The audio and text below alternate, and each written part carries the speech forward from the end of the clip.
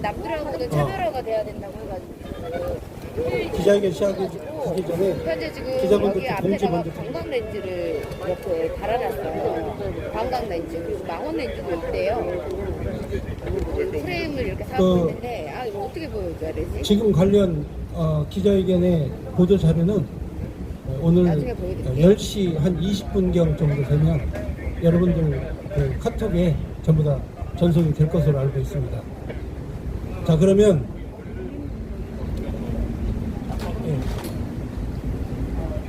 지금부터 국민혁명당 청년 실업 해소를 위한 캠페인, 걷기운동 캠페인 관련 기자회견을 시작하겠습니다.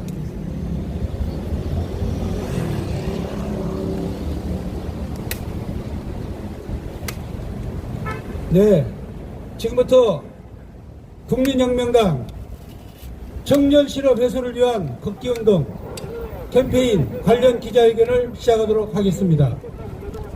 먼저 국민혁명당 부대표 되시는 고영일 변호사님 모두 발언하겠습니다.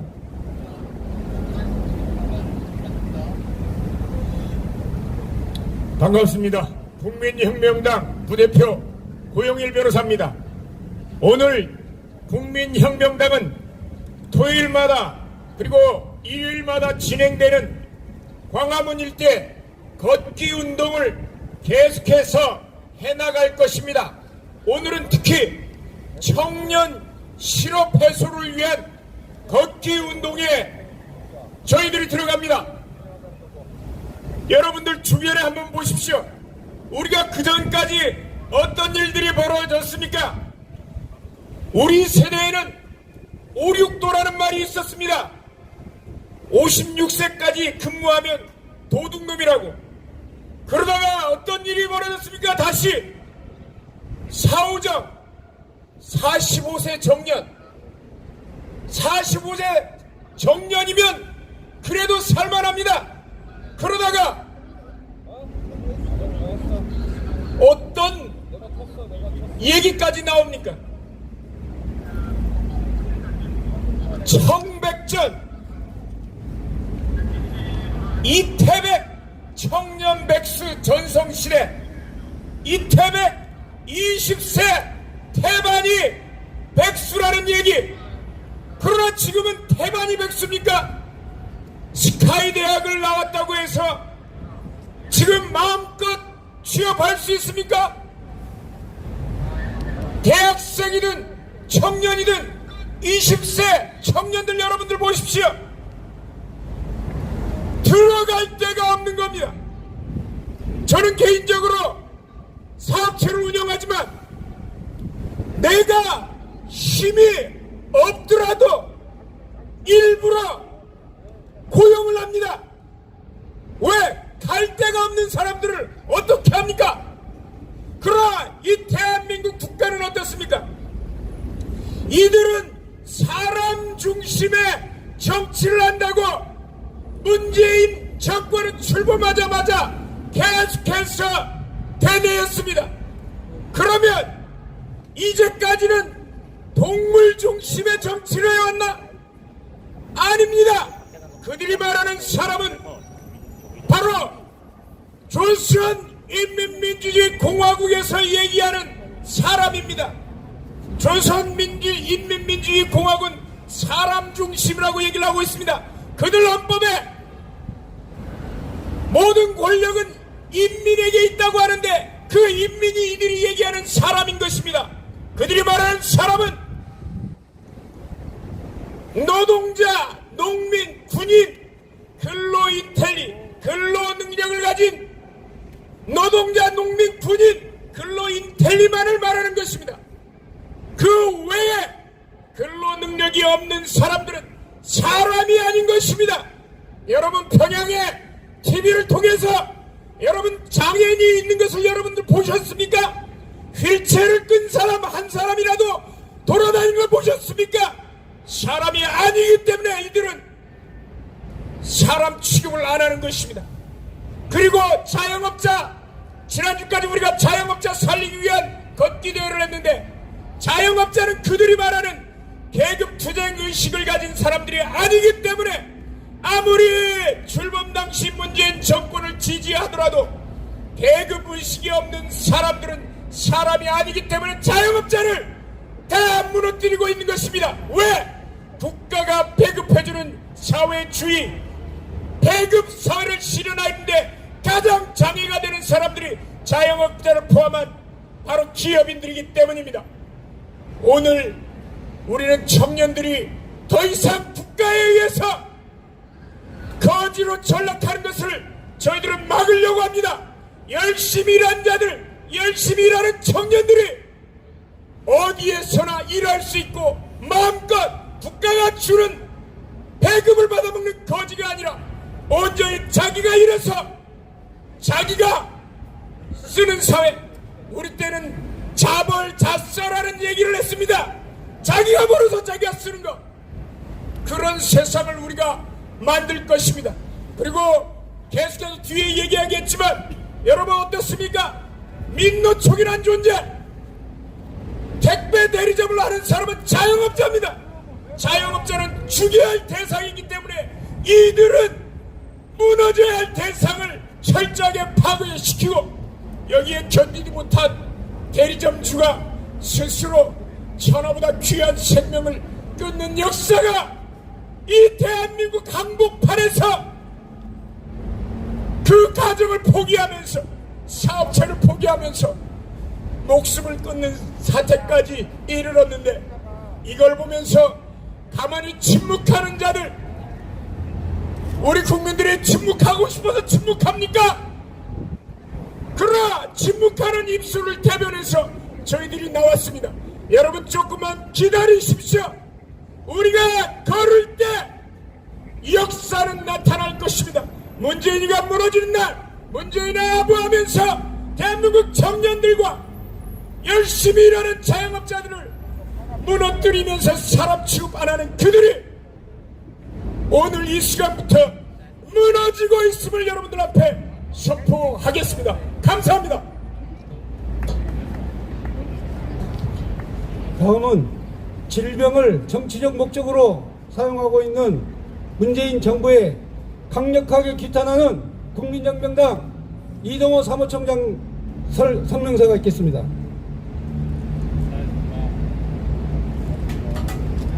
여러분 안녕하십니까. 국민혁명당 사무총장 이동호입니다.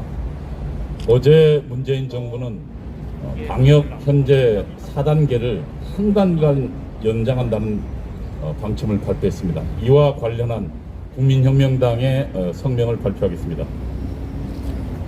문재인 정권 방역 독재의 숨은 목적은 예배와 집회의 자유를 막는 것이다. 문재인 정권의 방역 독재에 대한 저항은 계속될 것이다. 국민혁명당은 문재인 정권의 코로나19 방역은 방역 독재 정치 방역이라고 주장하여 왔습니다. 국민혁명당의 이와 같은 주장에 의료 전문가들도 같은 입장을 보이고 있습니다. 여기에 의료 전문가의 견해를 소개하겠습니다. 첫째, 코로나19 바이러스는 이미 독감과 같은 질병이 되었다고 하였습니다. 독감과 이미 비슷해진 코로나19 바이러스를 막자고 온 세상을 봉쇄하는 것은 누가 봐도 과학적이고 합리적 방역이 아닙니다. 김윤 서울대 의대 교수는 지난해 코로나19 치명률은 1.5%, 높을 때는 2%에서 3%까지 갔었는데 최근 한 달은 0.3%라고 하면서 1.5%를 기준으로 하더라도 과거 치명률의 5분의 1 수준으로 떨어졌다고 설명하였습니다. 그는 독감 치명률이 0.1%인 점을 감안하면 지금 코로나19는 독감에 훨씬 가깝다고 하였습니다. 코로나19 바이러스 4차 대유행 시기인 지난 7월에서 8월까지 두 달간 코로나19 바이러스의 치명률은 김윤 교수가 말했던 3.0%보다 조금 더 떨어졌습니다. 지난 7월 1일부터 8월 31일까지 발생한 확진자 수는 93,698명입니다. 그리고 이 기간 중 사망한 사람들의 수는 264명입니다. 그래서 치명률은 0.28%입니다. 김윤 교수가 말했던 7월 중순 치명률 3%보다 더 떨어졌습니다. 이 추세는 현재 4차 대유행에도 불구하고 계속되고 있습니다. 둘째, 현재 확진자 수를 기준으로 방역을 하면 금년 말까지 현재와 같은 봉쇄 위주 방역 독재는 계속될 것이라고 하였습니다. 김연 서울대 의대 관리학 교수는 지금처럼 확진자 숫자를 기준으로 방역하면 올 가을이 돼도 올 연말이 해도 지금과 같은 강도 높은 사회적 거리두기는 계속해야 한다는 뜻이라고 이야기했습니다. 그리고 그는 방역 시스템이라는 것은 가능하지도 않고 접종률이 올라간다고 해도 코로나19가 사라지지 않는다는 것이 중요하다고 하였습니다. 이와 같은 주장은 저희 국민혁명당이 지금 한 달째 지속적으로 제기하고 있는 주장입니다. 문재인 정권은 줄어들지 않을 것으로 예상되는 확진자 수를 가지고 금년 연말 내년 초까지 현재의 방역 독재를 계속할 것입니다. 국민을 공포로 몰아넣은 상태로 국민의 눈과 입을 틀어막은 상태로 내년 3월 9일 대통령 선거를 치르겠다는 것입니다. 정권 연장을 위해 방역을 이용한 국민 협박을 계속하겠다는 것입니다. 국민혁명당이 문재인 정권의 코로나19 방역을 방역 독재라고 부르는 이유입니다. 셋째, 국민의 자유와 생존권을 압살하는 봉쇄를 풀고 싱가포르 모델처럼 개인 위생과 중환자 관리에 집중하는 생활 방역 체계로 전환해야 한다고 전문가는 말하고 있습니다. 김윤 교수는 새로운 방역 체계가 필요한 이유를 영국의 예를 들어서 설명했습니다. 지난 7월 현재 영국이 2차 접종까지 완료한 인구의 비율이 50%이고 1차 접종을 마친 비율이 70% 정도인데 델타 변이 때문에 하루에 3만 명이 넘는 환자가 발생하고 있습니다. 백신을 접종하면 집단 면역이 되고 마스크를 쓰지 않아도 확진자가 생기지 않는 옛날로 돌아갈 수 있을 거라 생각하지만 실상은 그렇지 않다는 얘기입니다.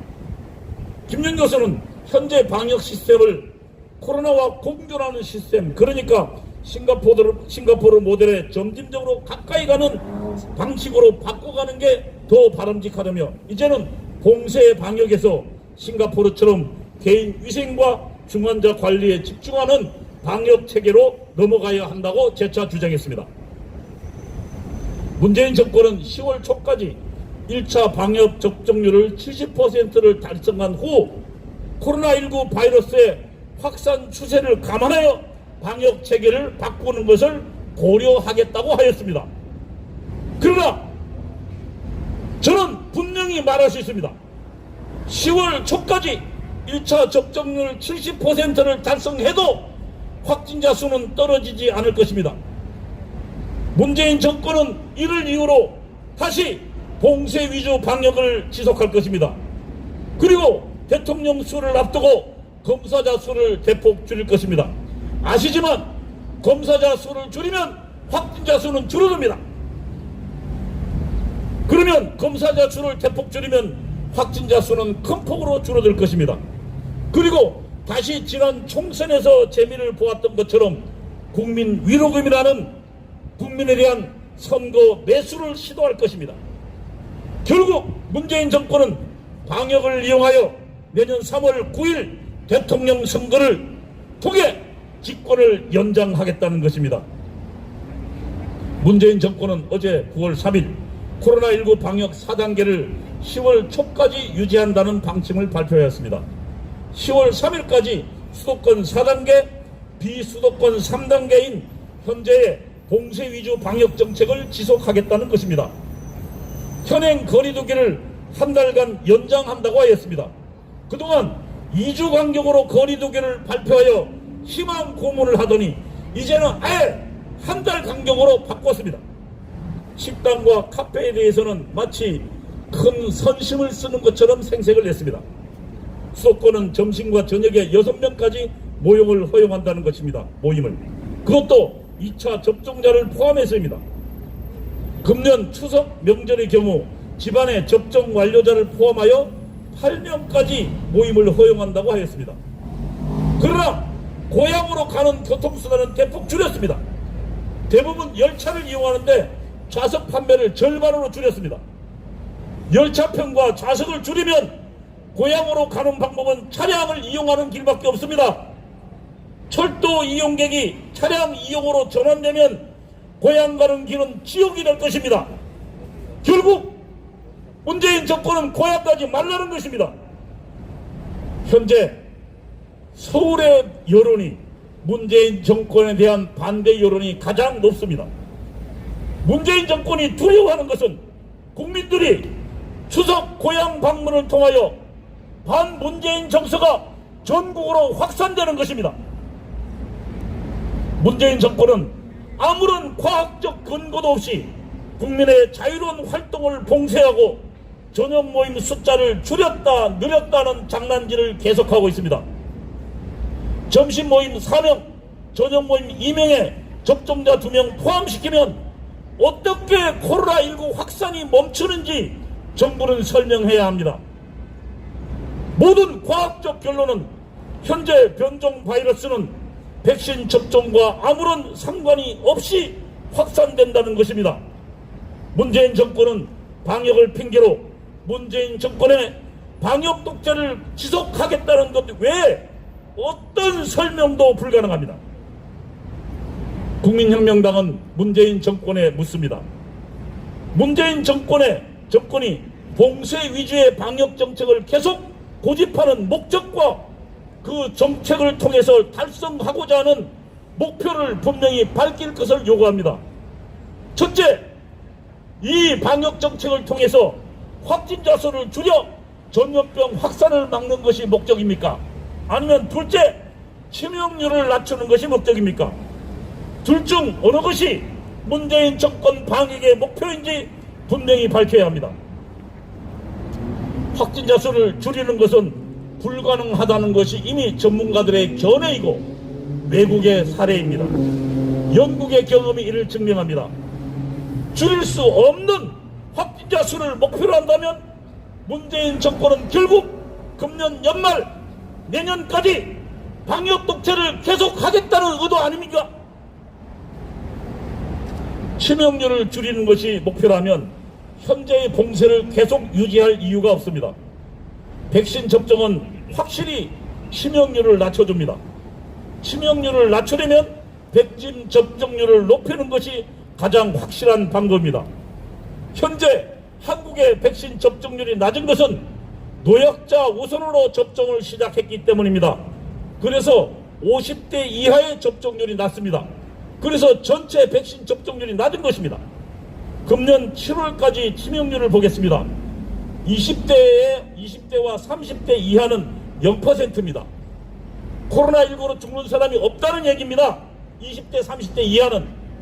그리고 40대는 0.1%, 50대는 0.2%입니다. 접종률과 상관없이 50대 이하는 이미 독감과 같거나 낮은 수준입니다. 그러면 질병관리청이 9월 1일 발표한 백신 접종 현황 브리핑을 보겠습니다. 60대 이하의 접종률은 이미 70%에 도달했습니다. 75세 이상은 접종 완료가 85.7%입니다. 사실 가장 많은 사상자가 난 것이 75세 이상입니다. 이분들은 지금 접종 완료가 거의 90%입니다. 그리고 60세에서 75세 연령의 경우 1차 접종률은 86.8%, 거의 90%입니다. 그 다음에 2차 접종까지 완료한 것은 67.8%, 이미 70%의 접종률에 도달했습니다. 치명률이 높은 75세 이상은 거의 90%, 20%도 이미 접종률 70%에 도달해 있습니다. 현재 60대 이상 접종률이 70%, 그리고 50대 이하의 낮은 치명률을 감안하면 10월까지 지금 현재의 봉쇄 위주의 코로나 방역 대책을 계속해야 할 어떤 과학적 근거도 없습니다. 국민혁명당은 문재인 정권에 요구합니다. 첫째, 이미 파산난 봉쇄 위주 방역 정책을 당장 철회하십시오. 모든 국민들의 생활과 활동의 자유를 보장하는 방역으로 전환하십시오. 둘째, 정부의 방역 역량을 노약자와 중증 환자 위주로 신속히 집중하고 백신 확보에 국민의 자유를 억압할 것이 아니라 백신 확보에 전 노력을 기울이기 바랍니다. 그것이 과학적 방역입니다. 국민의 활동을 보장하며 동시에 건강을 지키는 길입니다. 국민혁명당은 주장합니다. 문재인 정권이 현재의 방역 정책은 방역을 핑계로 자신의 정치적 반대자들을 탄압하려는 것입니다. 그것이 목적이라고 국민혁명당은 주장합니다.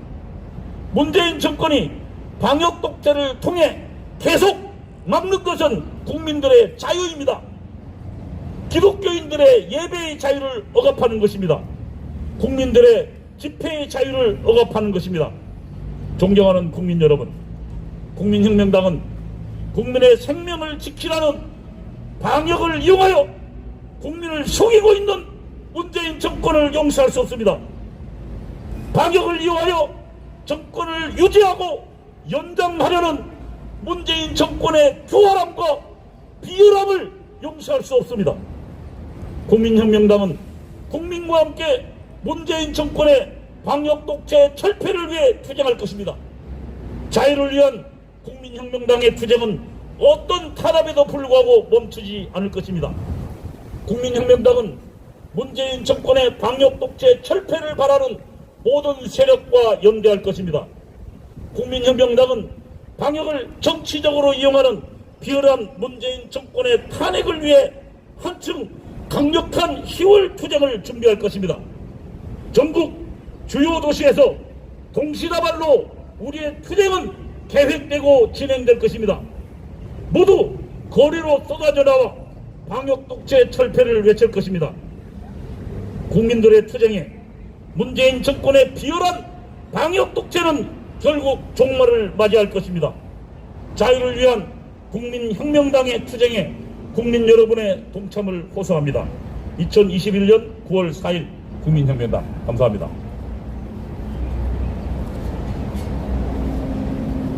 다음은 청년 실업 해소를 위한 정책 제안 국민혁명당 정용호 정책의장께서 성명서를 발표하겠습니다.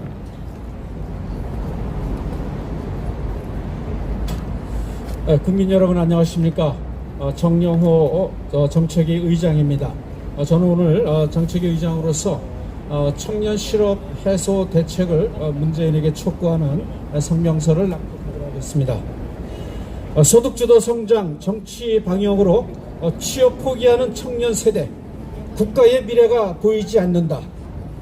존경하는 국민 여러분, 그리고 870만 청년 여러분, 문재인 정권의 소득주도 성장과 코로나 정치 방역으로 자영업자 소상공인에 이어 국가의 미래를 짊어질 청년 세대에게 미래를 향한 출구가 전혀 보이지 않습니다. 2020년 말 현재 한 번도 취직하지 못한 2030 세대 25세부터 30세가 무려 32만 명으로 건국 이래 사상 최대 수치를 기록했습니다. 그리고 2021년 7월 현재 청년 취업자 수는 398만 5천 명이며 청년 실업자 수는 30만 8천 명입니다. IMF 세대에 이어 잃어버린 코로나 세대가 등장했습니다. 코로나 팬데믹이 주요 원인이지만 이런 현상은 이미 문재인 정권 출범 이후 소득주도 성장론과 최저임금제 등으로 기업 환경이 어려워지면서 나타났습니다. 결국 소득주도 성장론과 코로나 정치 방역으로 미래의 청년 세대의 장래는 더욱 어두워지고 출구는 보이지 않게 되었습니다. 물론 최근 고용 동향 지표는 약간의 호전세를 보여주고 있지만 그러나 상대적으로 비정규직이 늘어났습니다. 통계청이 발표한 2021년 7월 고용 동향 결과를 살펴보면 청년층 고용률은 45.5%로 전년 동월 대비 2.8%포인트 상승했습니다. 청년 실업률은 역대 최악이었던 금년 2월 10.1%에서 지난 5월 9.8%로 그리고 지난 7월 7.2%로 완만한 상승세를 보여주었습니다. 하지만 지난 8월에 발표한 자료에 따르면 대기업도 코로나19 여파로 단시간 근로자와 간접 고용을 늘리면서 대기업 근로자 10명 중 4명이 비정규직인 것으로 조사되었습니다.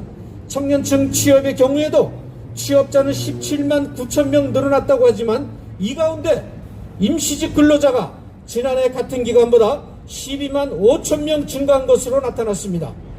4월에 증가한 청년층 취업자 수의 대다수가 아르바이트나 단기 임시직이었다는 것을 의미하는 것으로서 안정적인 일자리와는 너무나도 거리가 먼 것입니다.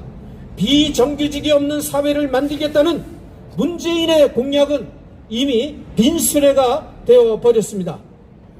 공정을 상실하고 불공정의 특권을 누렸던 문재인 정권 4년간 청년 세대는 미래에 대한 기대와 희망도 없이 취업을 포기하고 재교육 기회조차도 상실한 채 고통스러운 시간을 보내고 있습니다. 청년 세대가 취업을 포기하고 재교육조차도 받지 못하고 출구조차 보이지 않는 암울한 현실에 처해 있다면 이 나라의 미래도 희망이 없습니다. 청년들의 취업난이 지속되어 청년 세대가 기성세대가 되면 저출산, 비혼 등의 문제가 지속될 수 있고 이는 고령화를 더욱 가속화할 것으로 예상되며 우리 국가 미래에 특히 인적 자원의 활용에 있어서는 결코 낙관적일 수가 없습니다. 이제 청년은 국가의 미래를 짊어지고 책임지는 미래 세대라는 의미보다는 취업마저 포기하며 생존권의 위협을 받는 현재의 사회적 약자로서 지원과 보호를 받아야 하는 경제적 약자가 되고 말았습니다. 미래에 대한 무한한 가능성을 꿈꾸는 청년 세대가 아니라 이제는 취업 걱정, 결혼 걱정, 내 집 마련 걱정 등 우리 사회의 재반 모순을 가장 함축적으로 안고 짊어지며 살아가야 하는 슬픈 세대가 되고 말았습니다. 문재인 정권은 새해 예산을 604조로 발표했습니다. 이 가운데 청년 세대를 위한 예산이 20조 원입니다. 그런데 이 내용을 구체적으로 살펴보니까 연소득 5천만 원 이하 청년에게 무이자 월세를 대출해주고 중소 중견기업 대상 청년 채용 장려금을 신설하고 군장병 월급 병장 기준 60만 9천 원에서 67만 원으로 인상하고 군 전역 시 사회복지준비금 1,000만 원 지급 등이 청년 종합 대책에 포함되어 있습니다. 여러분, 이것은 전형적인 선거용입니다. 돈을 풀어 청년 세대의 불만을 적게 하고 대통령 선거에서 표를 사겠다는 파렴치한 의도를 보여주는 청년 대책이 아닐 수가 없습니다. 전셋값, 집값 폭등시켜놓고 대출마저 막아버리고 청년 세대의 불만을 잠식시키고자 청년에게 무이자 월세 지원한다는 것은 청년 세대에게 내 집 마련의 꿈을 완전히 포기하라는 잔인한 대책이 아닐 수 없습니다. 임대차 3법 시행 이후 임대차 거래 중 월세 비율은 2020년 7월 28.1%에서 2021년 7월 34.9%로 증가함으로 해서 역대 최고치를 기록하고 있습니다. 전세 대출을 막으면 월세는 오릅니다. 임차인 월세 부담은 더욱 가중될 것입니다. 청년 세대는 월세 부담 증가를 안고 무이자 대출을 받는다고 해도 결국은 빚더미에 올라앉게 됩니다. 내 집 마련의 꿈은 산산조각이 나고 말 것입니다.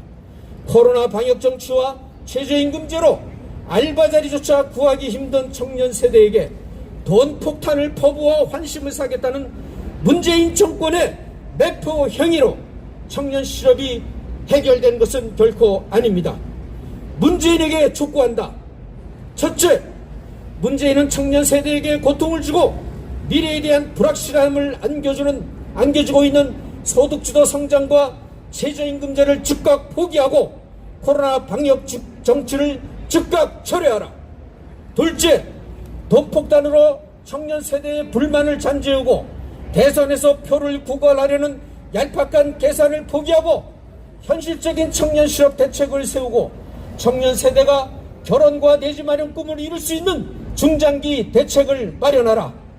셋째, 경제 활력을 높이기 위해 민간 부문 투자 활성화를 촉진하는 기업 환경을 만들고 기업들이 투자 확대를 통해 양질의 일자리를 창출하도록 과감하게 규제를 완화하고 해외 투자 기업의 국내 유턴을 위해서 획기적인 지원책을 마련하라.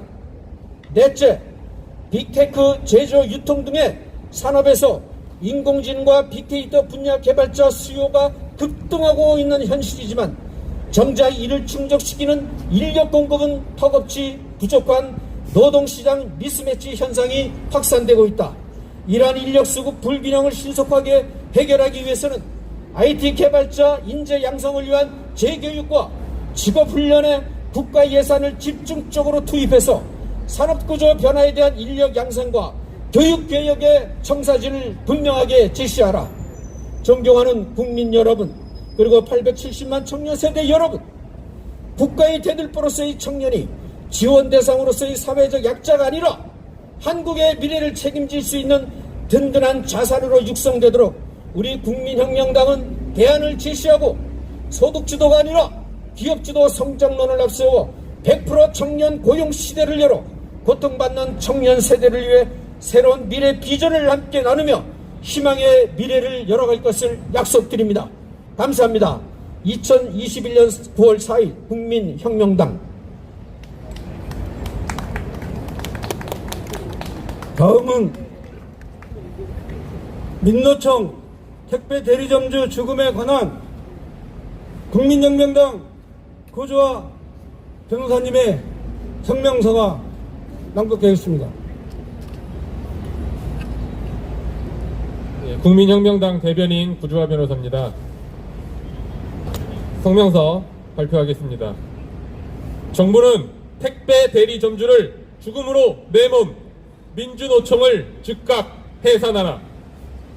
지난 8월 30일 CJ 대한통운 김포 장기 대리점주가 민주노총 택배조합원들의 횡포를 견디다 못해 스스로 목숨을 끊는 비극적인 사건이 발생했다. 15년 전 택배기사로 출발해서 대리점주의 꿈을 이룬 40대 젊은 나이의 사장이 오죽했으면 사랑하는 처와 아이들을 두고 생을 스스로 마감했을까를 생각하면 안타까움과 분노가 동시에 솟아오른다. 민주노총은 대한민국의 흉기가 된 지 이미 오래다. 민주노총은 대한민국을 온통 대립과 격돌의 지옥으로 만들었다. 이들이 신봉하는 계급투쟁론은 인간을 서로 신뢰하고 화합하는 것이 아니라 인간 깊숙이 자리잡은 분노를 끌어내어 서로를 극한의 투쟁으로 이끄는 저주의 이론이다. 인간의 관계를 파멸로 이르게 하는 저주의 철학이다. 민주노총이 신봉하는 계급투쟁론은 이미 소련과 동구권을 파멸로 이끈 저주의 철학이다. 자본가와 노동자 모두를 극한의 투쟁으로 이끌어내어 결국은 파멸에 이르게 한 것이다. 민주노총은 결국 대한민국을 파멸로 이끌 것이다. CJ 대한통운 김포 장기 대리점주는 민주노총이 들어서기 전까지는 서로 이해하고 협력하는 분위기였다고 증언하고 있다. 결국 문제는 죽음의 철학으로 무장한 민주노총이 화합의 일터를 파멸의 일터로 만들어버린 것이다. 따라서 우리는 정부에게 다음과 같이 요구한다. 첫째, 대리점주를 죽음에 이르게 한 민주노총 조합원 12명의 명단을 공개하고 신속히 수사하여야 한다. 뿐만 아니라 대리점주를 죽음으로 몰도록 사주한 민주노총 전국 택배노동조합과 조합장 진경수에 대해서 이를 사주하거나 방조한 혐의가 있는지에 대해 즉각 수사에 착수해야 한다. 둘째, 정부는 성실한 가장을 죽음으로 내몬 민주노총을 당장 해체하는 일에 나서야 한다.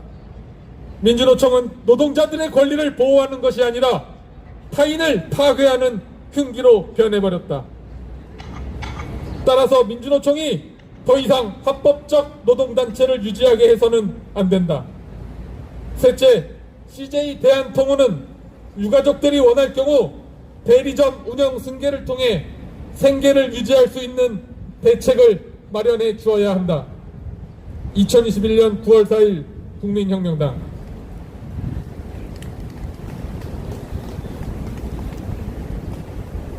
마지막으로 국민노조 김준영 사무총장께서 택배 대리점주 사망 관련 내용의 발언이 있겠습니다.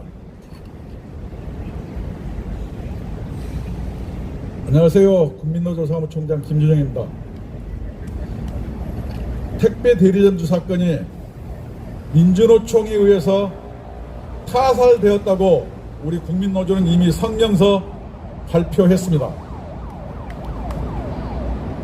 택배 대리점만 문제가 아닙니다. 요새 세상을 쭉 살아보면은 모든 게 거꾸로 됐습니다. 까만 게 하얀 게 되고 하얀 것이 까맣게 됐습니다. 문재인 정부 맨 처음 출발할 때 어떻게 출발했습니까? 사람이 먼저다 그러면서 일자리 정부를 자임했습니다. 그러나 문재인 정부의 상황판에 일자리 상황판 어디 있습니까? 뭐 제가 듣는 얘기에는 어느 고물상에서 떠돌아다닌다는데 한번 찾아봐야 되겠어요. 세상이 이렇게 됐습니다. 무슨 한명숙 무슨 저 어디 경상남도에 무슨 도지사 뭐 김경수 조국이 다 법원의 판결을 받아도 자기들이 옳다고 합니다. 문제는 사람이 먼저라는데 사람이 죽었어도 아무 말 하지 않고 있습니다. 문재인이 말하는 사람은 자기 편입니까? 대한민국이 이렇게 해서야 되겠습니까? 왜 그런지 아십니까? 문재인 정부가 출범할 때 문재인이 감동적인 연설을 했습니다. 기회는 평등하고 과정은 공정하며 결과는 정의로울 것이라고 얘기했는데 이것이 문재인의 얘기가 아니었습니다.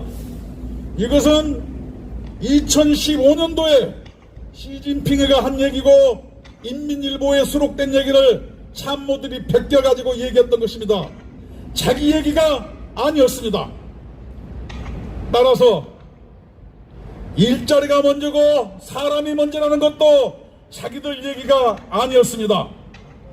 보통 여기 경찰 계시지만 수사할 때 보면은 누가 가장 범죄로 인해서 이득을 많이 받는가, 누가 가장 손해를 많이 받는가가 모든 것을 가르는 기준입니다. 여러분, 코로나로 누가 가장 많은 이득을 받습니까? 문재인입니다. 안 그랬으면 이 광화문은 분노의 국민들로 가득 찼을 것입니다. 또한 김정은에게 가장 아부에서 이익본자 누구입니까? 베트남에서 쏘여가지고 지방선거를 싹쓸이하고 그랬지 않습니까? 그렇기 때문에 그들은 솔직히 얘기해서 자본주의 시장체제의 꿀을 빨면서도 북한을 옹호하는 것은 자기들의 사사로운 이익, 불량한 이익을 위해서 그러는 것입니다. 그것이 바로 그 사람들의 본질을 이해하는 것은 그 행위로 인해서 누가 가장 많은 이득을 보았느냐는 것입니다. 민주노총도 마찬가지입니다. 사실상 제가 노동조합 위원장을 한 사람입니다. 전두환 시절에 감옥도 갔다 왔습니다. 뭐 요새는 문재인 정권 때 우리 정광훈 목사님이 감옥을 3번 갔으니까 뭐 제가 한 수 접어줘야 되긴 하겠습니다만 이것이 무슨 문제인가? 저는 이렇게 얘기하고 싶습니다. 청년 실업, 소득주도 성장, 최저임금 이런 건 전부 문재인 정부의 양두구육 정책입니다. 제발 서민을 위해서 정책을 편다고 얘기하지 마세요. 서민을 위해서, 집 없는 사람을 위해서 임대차 3법을 하니까 집 없는 사람이 개피를 받습니다. 우리의 노동자를 위해서, 저녁이 있는 삶을 위해서 주 52시간을 하니까 30인 미만의 중소기업 사장들이 박살이 났으며 30인, 50인 그 사업장에서 일하는 중소기업에서 일하는 우리의 숙련공들이 잔업을 못해서 봉급이 줄어가지고 애들 학원비를 댈 수가 없어서 택배하러 갑니다. 배달하러 갑니다. 그래서 투잡 쓰리잡에서 저녁이 있는 삶이 아니고 저녁이 굶는 삶이 되고 말았습니다. 문재인 정부가 청년들을 위해서 최저임금 올렸습니다. 우리 청년들은 어떻게 된지 아십니까? 15시간 이상 일하면 주휴수당을 줘야 되기 때문에 경영난에 몰린 자영업자들은 15시간 미만으로 일을 시켜서 죄 없는 청년들은 하루에 3시간씩 바쁠 때만 여기 카페에 저기 햄버거 가게를 돌아다닙니다. 그래서 결국은 봉급이 줄어들었습니다. 소득이 줄어들었습니다. 제발 정부는 저 같은 경우 그렇습니다. 나라 필요 없습니다. 가만 놔두면 우리가 잘 먹고 잘 살 테니 없는 사람을 위한다, 노동자를 위한다, 중소기업을 위한다, 서민을 위한다, 청년을 위한다, 이런 거 하지 마십시오. 그들이 얘기만 하면은 세상이 거꾸로 됩니다. 이것이 문재인 정부의 실책이었습니다. 말로는 정의와 인권을 얘기합니다. 문재인 정부에서 지금 대리점 택배 사장의 인권에 대해서 단 한마디라도 얘기했으니까 민주노총은 적반하장으로 그 사람들이 사업 빚 때문에 그런다고 돌아가신 사람을 조롱하고 2번 죽였습니다. 여러분, 서해에서 표류에다가 죽은 불쌍한 공무원 생각나지 않습니까? 북한군에 의해서 사살당한 다음에 화형당했습니다. 그들을 위해서 대한민국 정부는 어떻게 얘기했습니까? 도박을 하고 빚이 있어서 월북을 시도해다가 총 맞아 죽고 북한에서 화장까지 시켜줬는데 왜 그러냐고 얘기하는 겁니다. 이게 서로 똑같지 않습니까? 그러면은 택배 진경호가 지난 5월달에 여의도에서 5,000명이 모여서 집회했습니다. 그 집회 내용은 택배 근로자의 과로사 때문에 집회를 했습니다. 그렇다고 해서 모든 사람들이, 언론이 과로사가 원래 지병이 있었거나 대사증후군 질병이 있었다고 누가 얘기했습니까? 적어도 우리들은 사생활에 대해서 침해하지 아니하고 돌아가신 분에 대해서는 진영 논리를 떠나서 우리들은 애도합니다. 그러나 문재인 정권은 어떻습니까? 억울한 영혼이 죽었음에도 불구하고 민주노총에서는 노동자의 이익과 권익을 위하는 집단이 4억 빚 때문에 죽었다고 이야기하고 있습니다. 이들이야말로 살인 집단입니다. 그들은 더 이상 노동조합이 아닙니다. 여러분, 택배기사는 근로기준법상 근로자가 아닙니다. 개인사업자입니다. 그러다 보니까 어떻게 됩니까? 아메바라고 아시죠? 단백질도 있고 엽록소도 있습니다. 식물인 것 같은데 동물이고 동물인 것 같은데 식물입니다. 택배는 어떻습니까? 문재인 정권에서 택배 기사는 개인 사업자인데도 불구하고 노동조합에 신고 필증을 내줘가지고 보호를 하고 있습니다. 돈 많이 벌 때는 사장이고 좀만 불만이 있으면은 불쌍한 근로자라고 이야기합니다. 양수겹장입니다. 이것이 대한민국의 현실입니다. 그들의 잘못된 정책으로 택배 대리점 사장이 41에 자녀 셋을 놓고 극단적 선택을 했습니다. 여러분, 택배 노동조합은 노동조합법상 근로기준법상 근로자가 아니므로 당연히 해체해야 되고, 택배노조 위원장은 법률의 심판을 받아야 합니다. 그 택배노조 위원장 진경호는 2006년도에 북한을 방문했습니다. 그래서 50여 명을 이끌고 대성산 혁명열사령에서 북한 일족을 위해서 참배하고 헌화한 자입니다. 그리고 나서 민주노총의 통일위원장을 하다가 그만두고 충청도, 천안 등 충청 지역을 대상으로 해서 우체국에 택배로 취업을 해가지고 자기들 말로는 절치부심을 했다고 합니다. 그래서 오늘의 택배노조를 만들었습니다. 여러분, 엊그저께 충청도에서 충북 동지회라는 이상한 간척단 사건 기억하실 겁니다. 그들과 연계됐는지도 요 앞에 계신 경찰들은 확실히 밝혀내야 할 것입니다. 그렇습니다. 청년들 불쌍합니다. 제 아들도 28인데 아직 특별한 직장을 가져본 적도 없습니다. 제가 조국처럼 수석해본 적도 없고 법무부 장관도 안 해서 그런지 우리 애들은 어떻게 햄버거 가게도 취업을 잘 못합니다. 이것이 대한민국의 현실입니다. 그래놓고 일자리 정부라고 이야기하고 있습니다. 여러분, 양두구육이라고 했습니다. 양의 탈을 쓴 늑대들이 국민 사이 양들 사이에서 선동하고 있다가 밤만 되면 옆에 있는 양을 한 마리씩 잡아먹고 양 숫자가 없어지면 또 다른 데로 그 불만과 위협을 돌리고 있습니다. 그 양두구육 정권이 문재인 정권입니다. 제발 노동자를 위한다, 저녁이 있는 삶이다, 서민을 위한다, 집 없는 사람을 위한다, 이런 얘기 안 해주시면 우리가 알아서 잘 먹고 잘 살 수 있습니다. 이제 우리들은 그들을 더 이상 믿지 않을 것입니다.